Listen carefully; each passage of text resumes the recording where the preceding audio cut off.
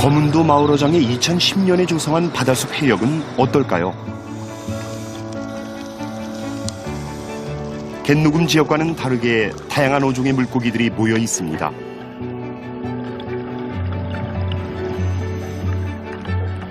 어초 안팎으로 감태, 모자반 등 각종 해조류가 뿌리를 내리면서 잘 자란 모습입니다. 인공어초가 보이지 않을 정도로 해조류가 빼곡합니다. 그야말로 바다숲을 이루고 있습니다.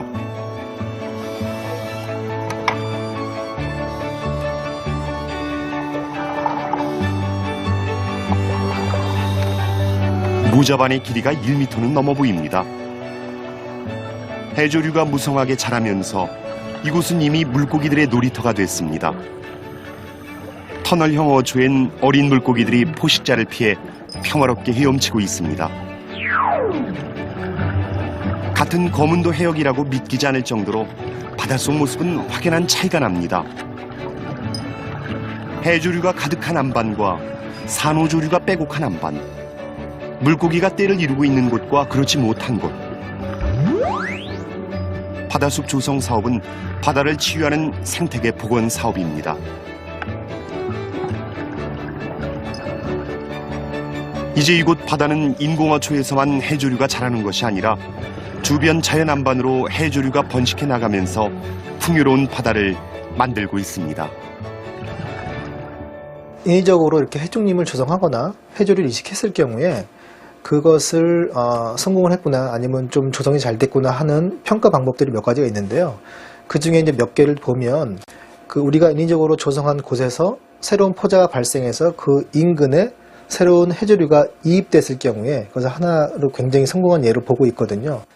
당초보다는 그러니까 제곱미터당 당초에는 약 1000g 정도 해조류가 자라던 것이 지금은 약 3000g 정도, 그러니까 약 3배 정도가 늘어난 것으로 저희들은 지금 측정을 그렇게 하고 있습니다.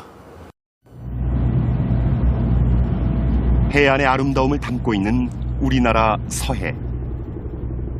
서해는 제주나 동해의 남해보단 상대적으로 갯녹음이 심하지는 않습니다. 하지만 이곳 역시 서서히 갯녹음이 퍼져가고 있습니다. 서해 같은 경우 지금 최근 들어서 특히 그런 현상이 지금 심화되고 있는데요. 가장 큰 원인이 서해가 원래 이제 부유물질도 많고 그랬었지만 연안의 간척이라든가 방조제 건설, 해사 채취 이런 등으로 해서 물리적 환경이 바뀌면서 그런 분위기가 더 많아졌다고 볼 수 있고요. 또 한 가지는 특정 종들에 대한 어떤 남획으로 인해서 그런 종들이 적어져 가고 있고 지금 같은 경우는 쥐치나 말쥐치를 거의 찾아볼 수가 없습니다. 굉장히 고급 어종이 된 셈이죠. 그런 종들이 없어져 감으로써 지금 부차적인 문제가 생기는 문제가 조식동물, 그러니까 가령 성게라든가 이런 것들이 이제 유생 발생 시기에 유생을 많이 먹어줘야 되는데 그게 이제 살아남아서 더 많아진다는 거죠.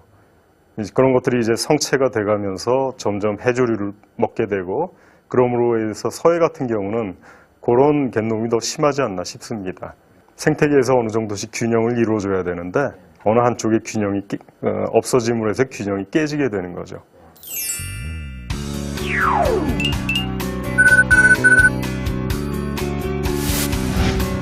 2009년에 조성한 충남 태안군 의향리 바다숲 조성지. 이곳은 해안 독살 안에 잘피숲을 조성했습니다. 독살은 돌을 쌓아 담을 만들어 물이 들고 나는 조석차를 이용해 바다 생물을 잡는 방식인데 독살 안에 잘피를 심어 파도에 유실되는 것을 방지하고 있습니다. 해양생물 보호종으로 지정돼 있는 잘피는 모래나 뻘에 뿌리를 받고 살며 광합성을 하는 단연생 해초류입니다. 독살 안이 서해 대부분 해역과는 달리 물살이 좀 세지 않고 간조시에도 물이 완전히 빠진 다음에도 독살 안이 연못처럼 이렇게 물이 남아 있는 상태이기 때문에 잘피가 이제 생존할 수 있는 거죠.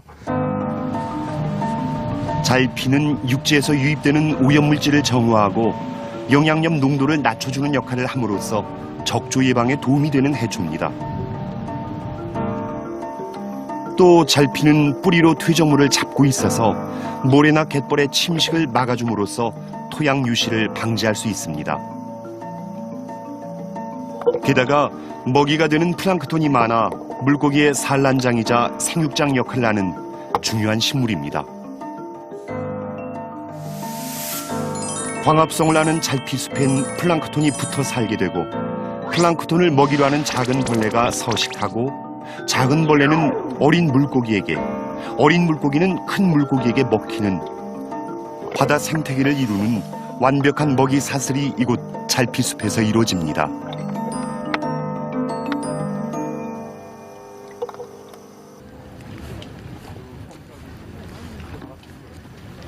충남 보령 무창포 해수욕장. 바다가 양쪽으로 갈라지는 신비의 바닷길로 유명한 곳입니다. 이곳 해안 독살에 잘피숲 인공조성이 진행되고 있어서 우석훈 박사가 직접 찾아가 봤습니다.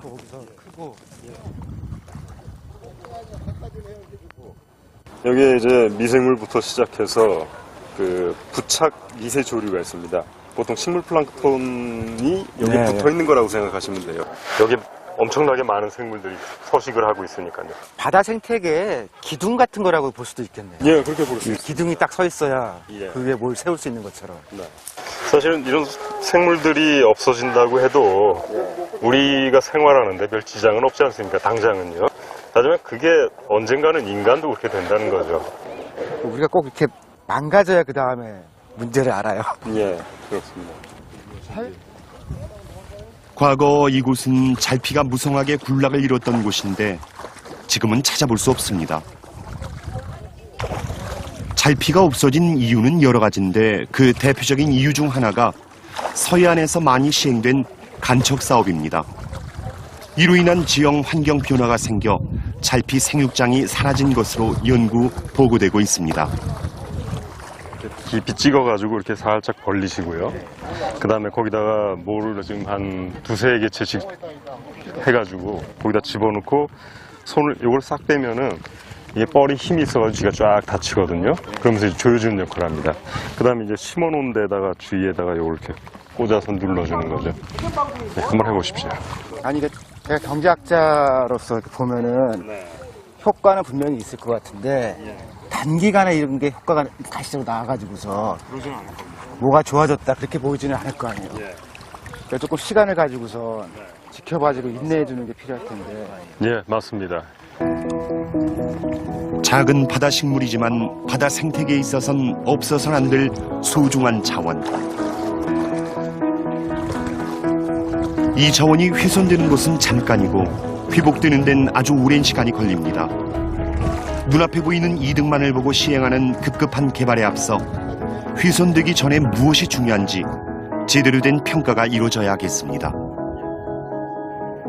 이게 잘 있을 때 지켰으면 굉장히 쉬웠을 거 아니에요. 그때 우리 중요성을 몰랐고 그냥 지금 돌이켜보면은 훼손되었다 하더라도 그렇게 필요한 거라면은 다시 복원해야 될 것 같아요. 그리고 지금이라도 복원하는 게 낫지 바다 생태계가 훨씬 더 망가진 다음에 복원하려면 더 어려울 것 같거든요.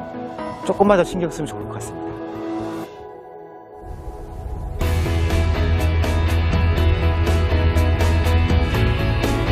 무한한 생명이 존재하는 바다. 자연이 훼손되는 것은 곧 생명이 파괴되는 것입니다. 자연은 현재 우리 것이 아니고 후손들에게 잠시 빌려 쓰고 있는 것입니다. 따라서 우리의 오류로 자연을 파괴했다면 우리의 손으로 다시 복원해 후손들에게 물려줘야 할 것입니다.